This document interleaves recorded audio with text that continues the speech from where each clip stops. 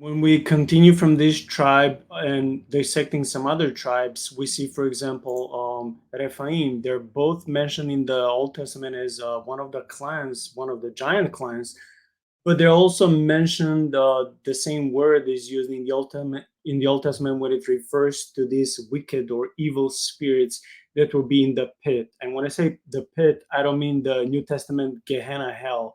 We usually mean by saying this the underworld or the Hades. Uh, can you please just help us understand the difference when it comes to Rephaim, the giant clans and all these wicked spirits? Yeah, okay, that's an interesting one. Rephaim is a complex term because of its diverse usage and application.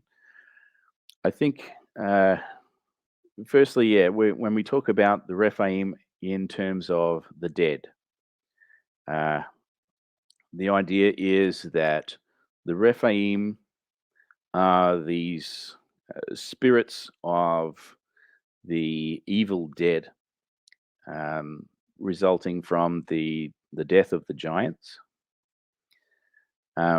We see them also connected to uh, kings who have passed away, um, who are considered to be still existing in the underworld. And famously in Isaiah 14, they rise to greet Satan as he falls. Um, the Rephaim embody this idea of people who have tried to appropriate divine power for themselves, um, have died and become uh, disembodied in the afterlife, but they're just existing in Sheol or Hades, if you prefer. And that's where they exist and where they live, and they still have some kind of influence over the world in limited terms. So you definitely don't want to be down there with them, and that's the hope of people in the Old Testament, the faithful believers in Yahweh and those uh, who were faithful to God. They're basically hoping for the chance to get out of Sheol in the afterlife.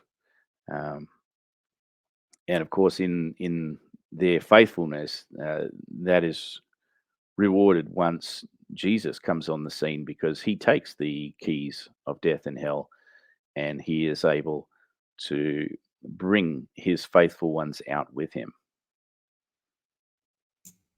Yeah, I like that you mentioned actually that topic of the harrowing of hell because we dedicated two lengthy episodes from a few months ago when I had several of my ministry partners as guests, and so we dissected this topic in really great lengths. We dedicated several hours in two episodes, so I like how you're connecting all of this.